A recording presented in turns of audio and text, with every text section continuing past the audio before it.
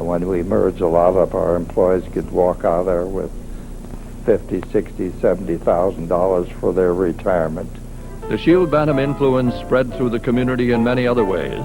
Bill Engelbrecht characterizes the company as the crown jewel of Waverly industry. It provided quality employment for many hundreds of people over the years, not only in Waverly and the surrounding area. Here comes this homegrown company, and as you said, a better way to make something, and a useful tool, and then the possibility of taking it worldwide, and they did it.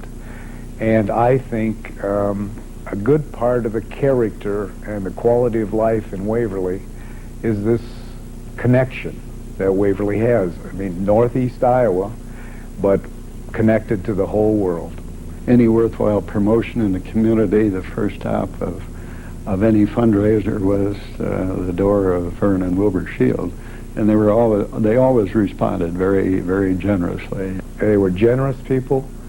They invested back into the community, the college, and the community had benefited in so many ways. By 1955, the two farm boys, with two close management associates, H.L. Leslie and E.N. Neal, had grown their idea into the world's largest producer of truck-mounted power crane excavators. The next year, in 1956, they took the company public and brought in outside directors.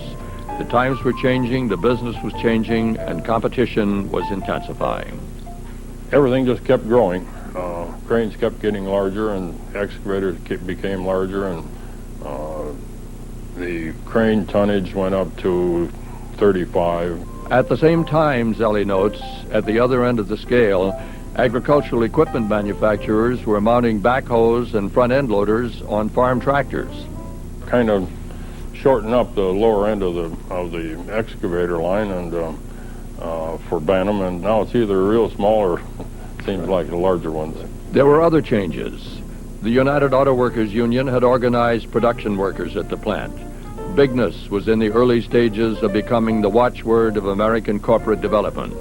And in 1963, 23 years after Vern built Bantam No. 1, the board of directors voted to merge Shield Bantam with the Coring Company, a manufacturer of large construction equipment. The fitting of the two companies seemed to match up very well. And our brother being older and Mr. Leslie and those who were getting close to retirement, they felt as though I wasn't particularly too excited about the situation because still had quite a few years, but at that time it probably was the right thing to be doing. We're a public company, so we had stockholders to consider. And so the business which Wilbur and Vern Shield created passed into the larger corporate world under the ownership of Coring. Later, Coring would be acquired by Terex, a $2 billion corporation headquartered in Connecticut. Terex produces earth-moving, mining, and construction equipment for the U.S. and world market. Today, the plant, which the Shields built on Bremer Avenue, operates as Terex Waverly Operations. In today's world of industrial outsourcing, it assembles hydraulic cranes in a range of 30 to 100 tons and manufactures the booms, which are the most critical components of this type of machine. Leon Deutsch says that emphasis on boom manufacturing makes the Waverly plant the center of excellence for hydraulic cranes in North America.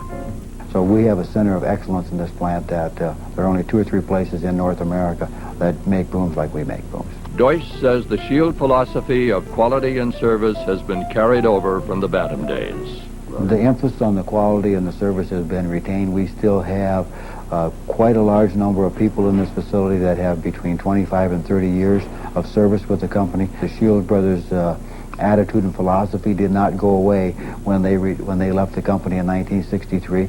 And so the imprint of these two farm boys who found a better way and had the courage and the enterprise to take their idea to the world clings to the machines which roll out of Waverly today into the global marketplace of the 21st century. These were two men, Robert Vogel says, who knew their roots, and that gave them the freedom to think creatively beyond the limits, to risk and try new things. You know, there is something about knowing where you're from, remembering where you're from, and having a sense of place.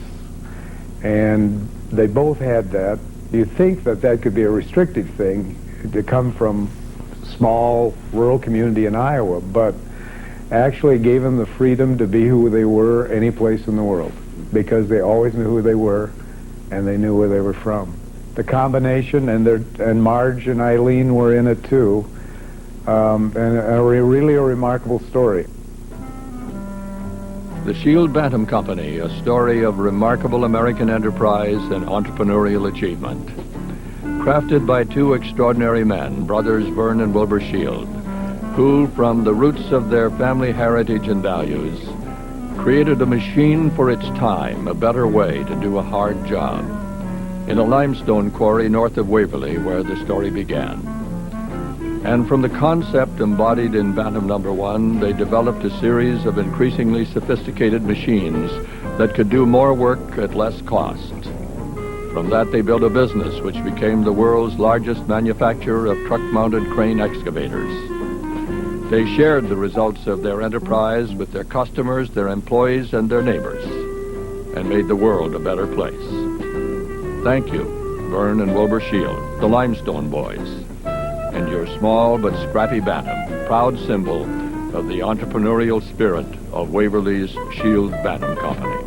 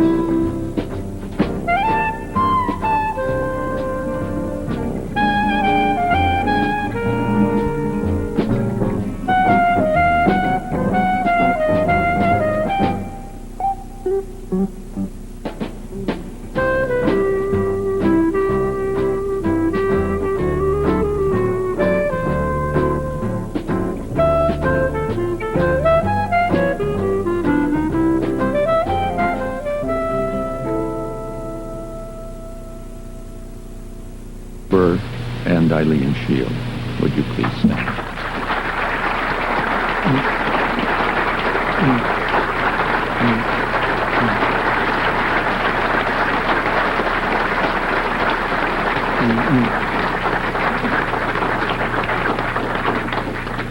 Now let me introduce others that I know, I think and know are here, who participated in the production of the video.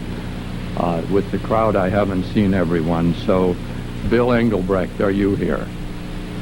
Stand up, please, Bill.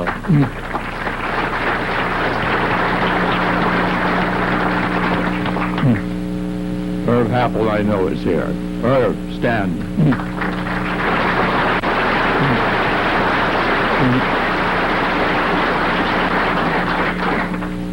Levon McEnany.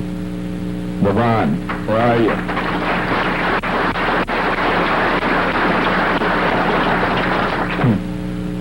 And Leon Deutsch.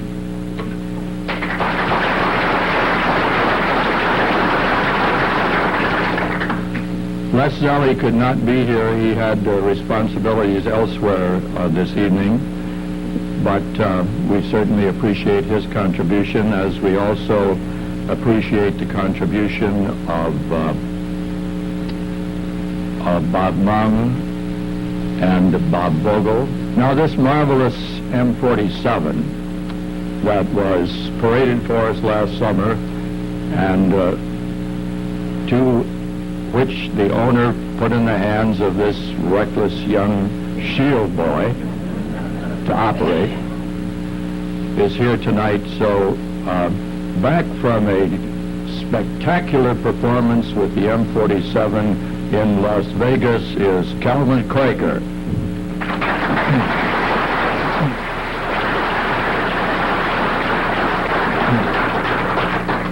And his father, John Quaker.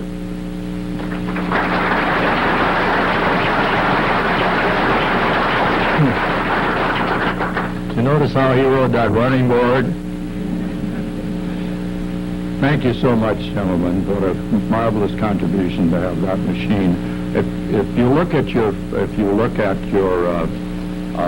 the brochures that were handed out, this was put together to celebrate the fact that Calvin was invited to bring this marvelously restored 1947 machine to the International Construction Machinery Expo in Las Vegas just about a month ago.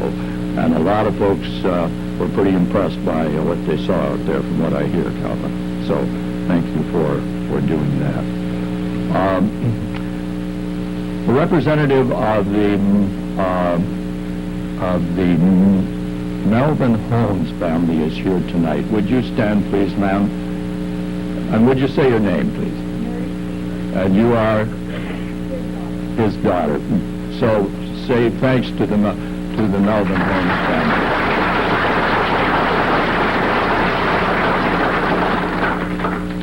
As I call myself with apologies, a would-be historian, the really exciting things to come across are these marvelous artifacts that really speak to what this experience was.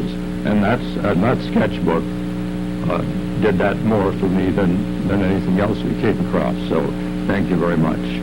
And then Merle Shorty Peterson. Are you here tonight, Shorty?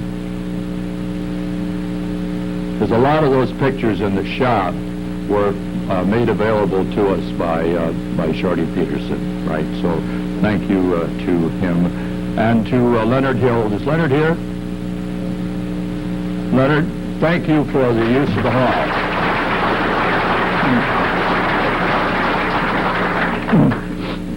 Now, I suppose you all know, as Garrison Keeler says, that all Wartburg students are above average. Of course. And then there are some Wartburg students who are above average. And I want to introduce you to some of them here tonight. So would Randy Schumacher and Jessica McAninch come forward, please? And is Alyssa Connell here? I have not seen her. I believe Alyssa may have been consigned to her work duties tonight. These two young people, along with Alyssa's contribution, did the marvelous video work that you saw demonstrated in that video tonight. So please thank them.